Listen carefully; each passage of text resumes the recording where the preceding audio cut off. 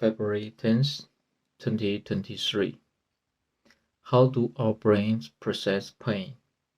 Picture this. You are baking cookies. As you lift the pan of perfect cookies out of the oven with your oven mitts, your bare arm actually touches it. Ouch! Why did you feel pain in the particular moment? And how is your brain involved in sensing pain? We may not like pain, but our bodies need it as a warning system.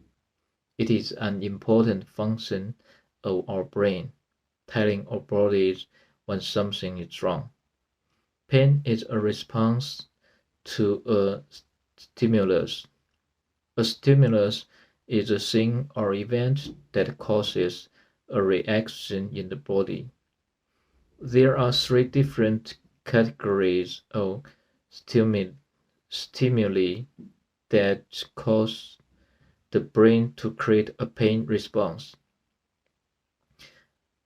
mechanical, thermal, and chemical stimuli. Mechanical stimuli are different kinds of physical stimuli. They include pressure, like twisting, squeezing, or pinching. They also include demands to different parts of the body, like cuts, bruises, or overuse of a muscle. Thermal stimuli are temperature-related stimuli, like a burning hot baking pan that touches your bare arm. Chemical stimuli create pain through chemical reactions. An example of a chemical stimulus is the stuff in chili peppers that tastes spicy. There are special receptor cells in our skin and bodies that are sensitive to this stimuli. These cells are called nociceptors. When a nociceptor gets exposed to a painful stimulus, it sends a message up the spinal cord and into the brain. The brain processes the information that was sent from the nociceptor, and then pain is felt in the body. All of this signal sending and processing happens faster than we can perceive. Think about a time when you stubbed your toe, for example. There doesn't seem to be a delay between hitting your toe and then feeling pain. It feels like it happens at the same time. That's because the signals sent from the nociceptors and the brain's processing of those signals all happen incredibly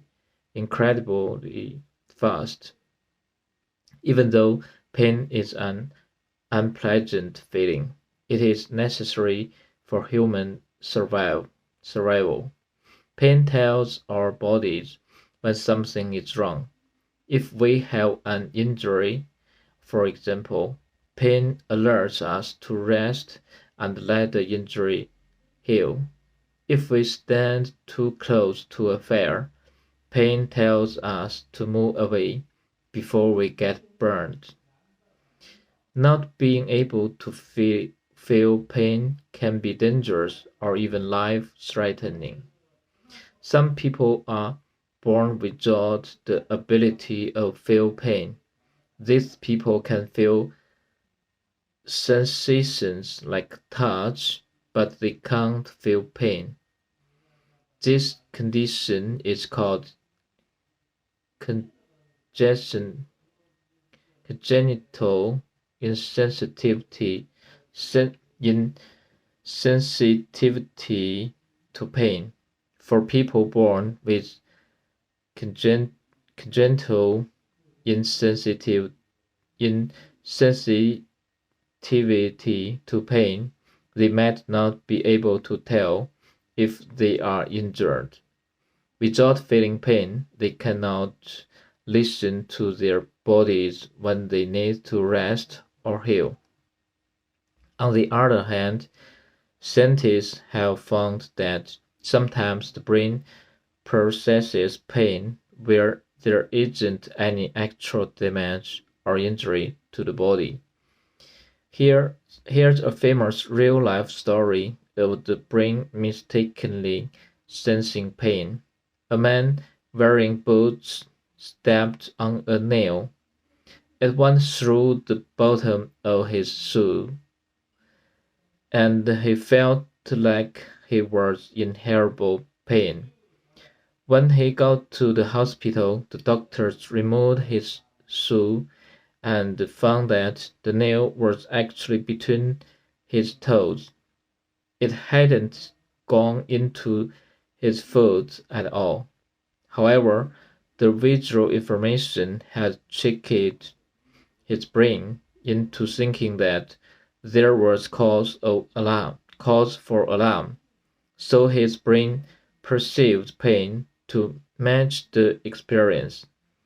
This type of example is a rare event, but it goes to show that our brains use sensory information to interpret the pain that we feel, and our brains can sometimes be tricked. Without pain, we might not know when we would need to rest. We might not know if we were in danger of hurting ourselves. Pain is not fun to feel. However, it is an important part of human life and survival. Thank you for watching.